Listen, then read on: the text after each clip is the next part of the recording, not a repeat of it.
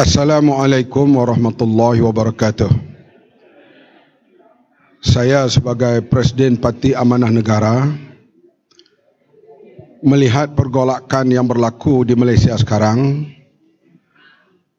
terutama di bawah pentadbiran kerajaan pimpinan Tan Sri Mahyudin Yassin sebagai Perdana Menteri.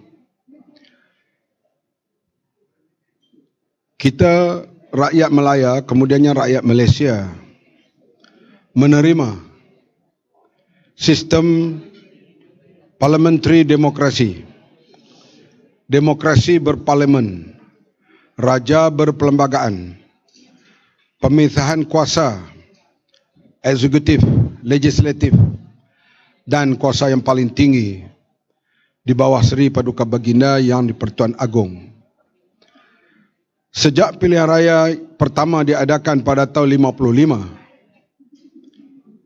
rakyat Melaya, kemudiannya rakyat Malaysia menerima sistem parliamentary demokrasi untuk diamalkan di Malaysia. Kita tidak memilih sistem monarki mutlak atau komunis, tetapi kita memilih sistem demokrasi berparlimen. Setelah berlaku pilihan raya yang pertama tahun 55, parti yang menang direstui oleh British untuk memerintah Melaya, di mana Tengku Abdul Rahman menjadi ketuanya.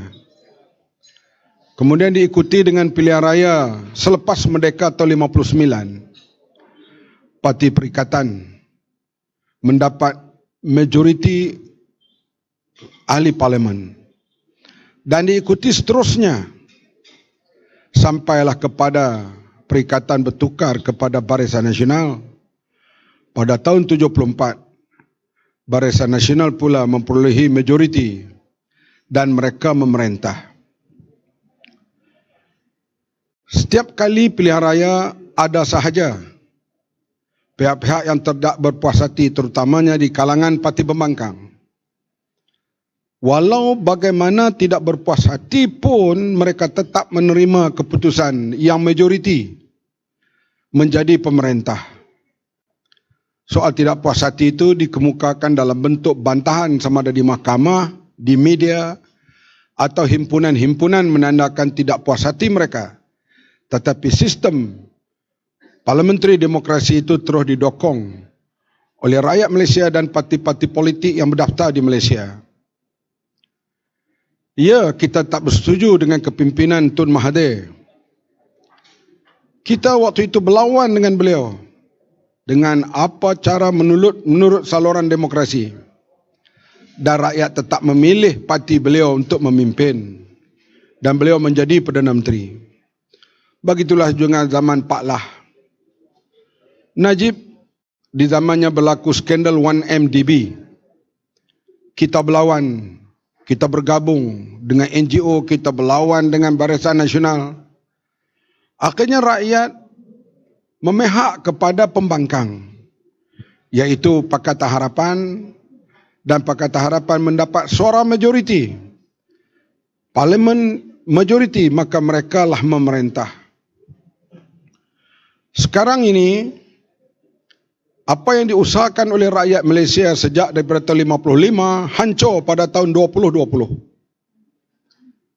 Di mana melalui gerakan Sheraton ataupun dikenali dengan gerakan Syaitan telah melingkupkan sistem yang diamalkan di Malaysia sejak daripada tahun 55 dan hancur pada tahun 2020. Kita lihat pentadbiran yang diambil secara tidak demokrasi, tidak suara rakyat ini akan berlaku kepincangan dan kita boleh lihat dengan jelas kepincangan itu berlaku begitu ketara sekarang ini.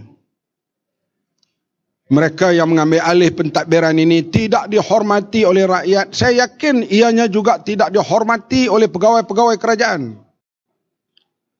Saya sendiri sebagai yang dilantik oleh Perdana Menteri waktu itu untuk menjadi Menteri Pertahanan.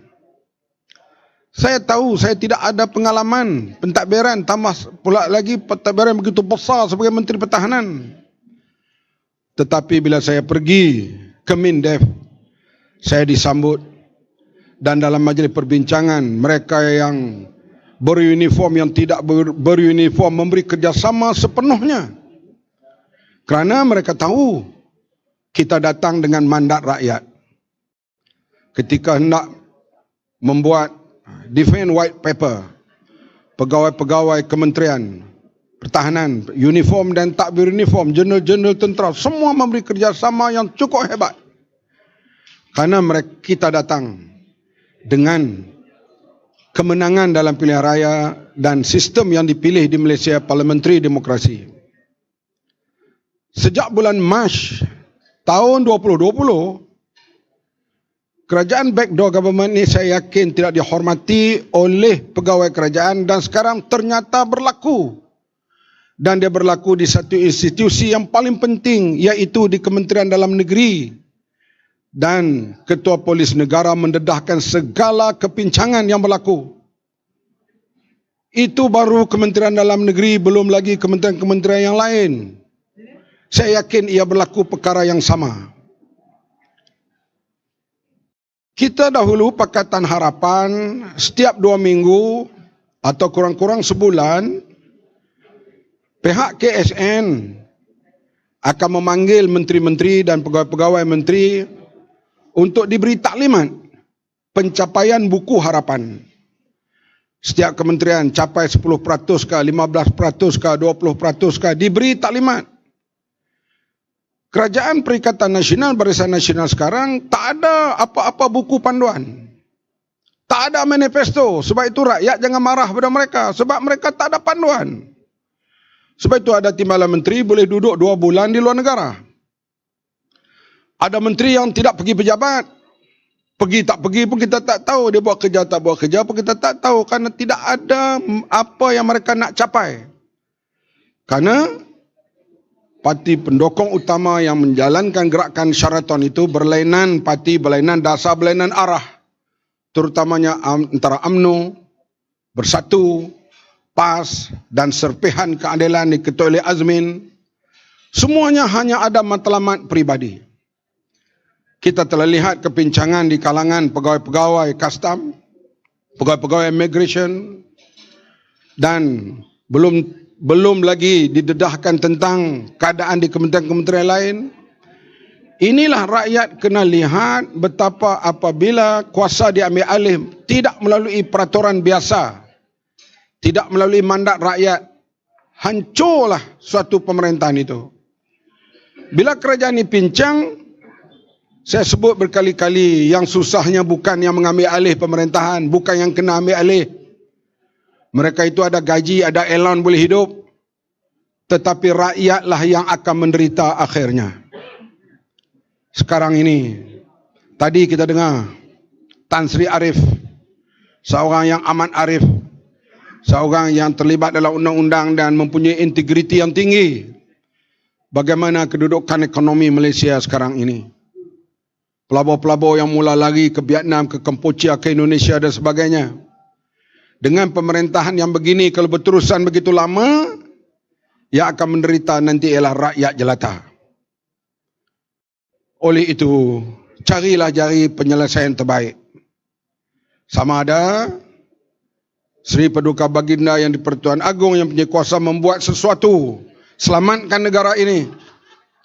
Beri mandat semula kepada mereka yang perlu mandat, ataupun buat pilihan raya segera. Kerana lama lagi mereka memerintah secara backdoor ini terus kekal memerintah. Punahlah yang berlaku kepada Malaysia.